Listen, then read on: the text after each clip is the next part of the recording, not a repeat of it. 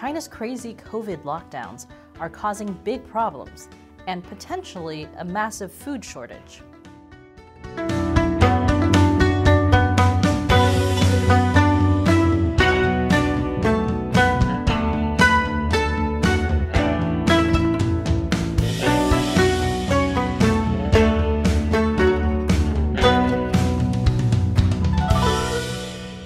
Welcome to China Uncensored.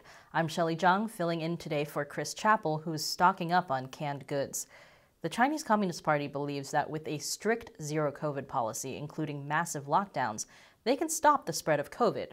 Well, it's not working, but what it is doing is stopping the spread of food. And this is very dangerous. I'm not even talking about the food shortages in Shanghai right now, which are bad. Back at the end of March, residents in Shanghai were told there was going to be a 4-day lockdown. The eastern half of the city, Pudong, would be locked down for 4 days. Then the western half, Puxi, would be locked down for 4 days. That's not what happened. Instead, the lockdown was never lifted. It's still going on in the entire city. The authorities also announced the lockdown very late. If you lived in Pudong, you literally only had hours to prepare and buy food. If you lived in Puxi, at least you had a few days. But if you believe the authorities, you didn't stock up for more than 4 days. I believe we have footage of what Shanghai residents are going through now. Okay, sorry. Since Chris is out right now, I couldn't resist sneaking in a panda. Here's actual footage of what Shanghai residents are going through right now. This guy tried to leave his apartment complex. When he was stopped by security, he started shouting that he needed to buy food, that he had no food. That's when everybody else in the apartment complex started yelling too, because they didn't have food either. Here's another video of Shanghai residents trying to leave their apartment complex, yelling that they're starving to death. After more and more people started to complain online about not having food, Chinese social media site Weibo started censoring a hashtag about buying groceries in Shanghai. That'll solve the problem.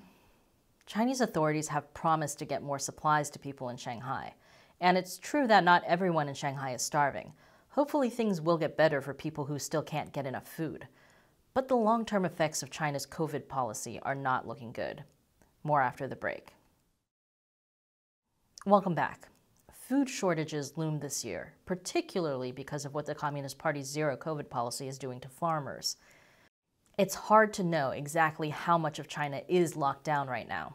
According to estimates by analysts at Nomura, at least 23 Chinese cities with a combined population of more than 190 million people were currently enforcing full or partial lockdowns. This is Jilin province. It's basically China's Iowa in terms of food production. Jilin produces 10% of the country's corn. Chinese authorities locked down the entire province on March 14th, affecting 24 million people, including a lot of farmers. And Chinese police are literally going up to farmers driving their tractors in the middle of nowhere and being like, you can't be out in your own field because of COVID. Now, if you're thinking, being outdoors alone poses literally no risk of spreading COVID, then let me explain how things work under communism. This is not about science. It's about politics. And no local level official wants to be held responsible for the spread of COVID in their area. So they have no choice but to implement the strictest possible measures, as ordered from the top, or lose their jobs. It reminds me of Mao Zedong's 1958 Smash the Sparrows campaign. Basically, sparrows were eating people's crops, so Chairman Mao ordered people to beat pots, pans, and drums continuously to scare the sparrows so that sparrows wouldn't land, and eventually they'd fall from the sky out of exhaustion. People also just straight up killed sparrows, destroying their nests and shooting them from the sky. And soon, ta-da, no more sparrows. But sparrows didn't just eat crops. They also ate bugs, like locusts. And without sparrows, there was soon a huge locust plague. This was also during the Great Leap Forward, when Mao's steel production policy meant that people were making useless steel instead of working in the fields. All of this led to the Great Famine that killed tens of millions of people. But fortunately, history can't possibly repeat itself if you don't teach students history. Seriously, my parents grew up during the Cultural Revolution. When they went to school in China, they never learned history. But they did learn socialist agriculture methods. Super useful. At any rate, the COVID restrictions on farmers in Jilin are going to lead to major problems very soon. they're not able to clean up their fields from last year or plant new crops. They're starting to miss the critical April-May planting season, and that's going to lead to vastly reduced output later this year. Jiling's corn is used mainly to feed the nation's pigs. And without pigs, there's no pork. China consumes half the world's pork. It's the most popular meat by far. The average Chinese person eats 90 pounds of pork per year. Plus, there's a new outbreak of African swine fever this year, the disease that wiped out half of China's pig population in 2018 and 2019. So things are not looking good in terms of food supply. Besides pig feed, Jiling also produces a lot of other grains and foods. Now, this isn't a problem that's just affecting Jiling. It's also affecting other provinces. According to official data, as many as a third of farmers in northeastern Jiling, Liaoning, and Heilongjiang provinces have insufficient agricultural inputs after authorities sealed off villages to fight the pandemic. Even for farmers who are allowed to plant crops during COVID, they're having a harder time getting seeds this season. Chinese farmers typically don't save and replant seeds from previous years, like in the old days. Now they buy them from seed companies, for a variety of reasons that are too complicated to get into here. The point is, it's getting harder and more expensive to import seeds right now, thanks to COVID restrictions in major port cities like Shanghai. And even if they could get seeds, there's a shortage of fertilizer. Ukraine has banned fertilizer exports due to the war. Russia has pretty much stopped fertilizer exports too. Now, those fertilizer shortages directly affect farmers in Europe, Africa, and the Americas, but this in turn has a spillover effect on the supply and price of fertilizer in China. So maybe China can just import food, but that's getting harder as well. Ukraine also has banned the export of staple foods. And Ukraine is the Iowa of Europe.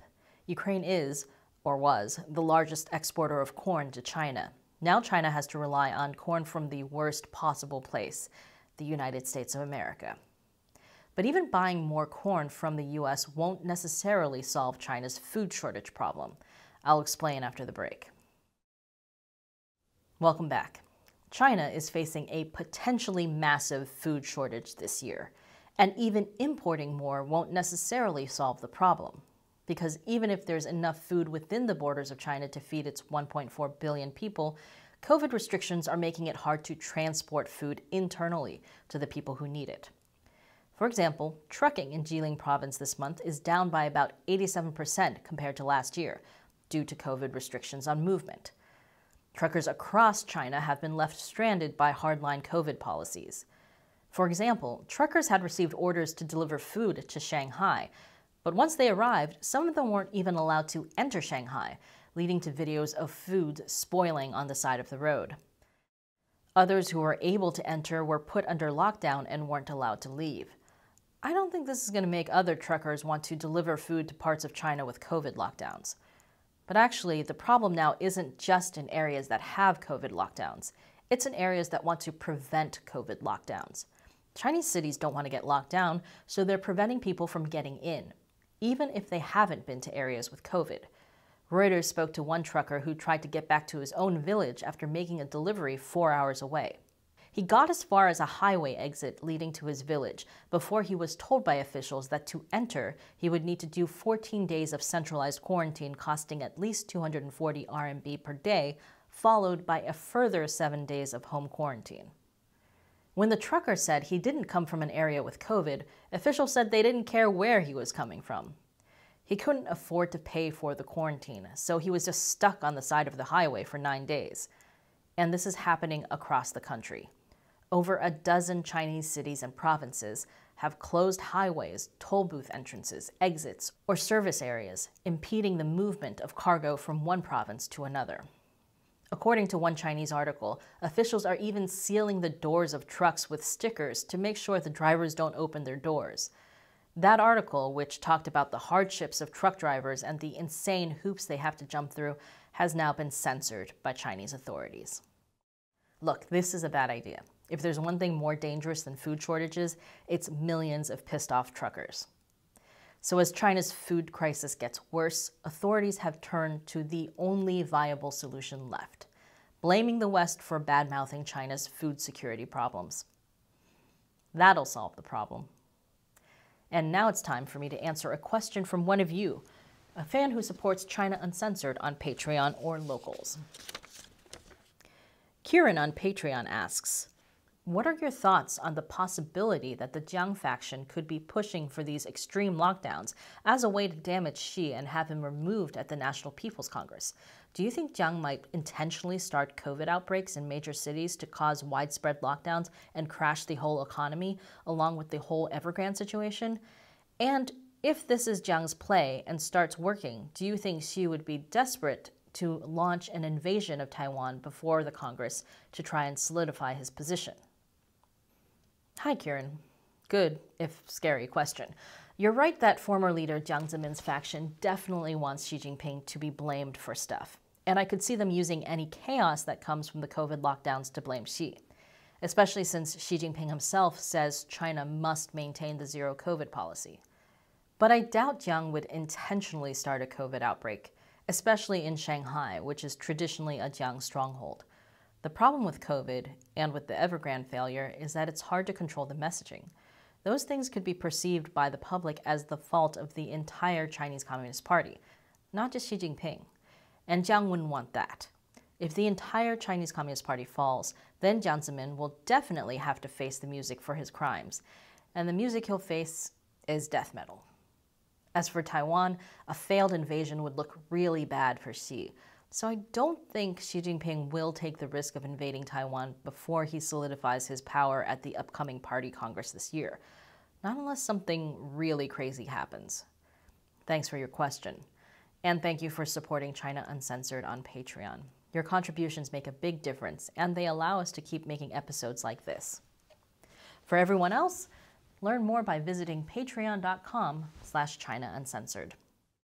The link is below. Once again, I'm Shelley Zhang. Thanks for watching China Uncensored.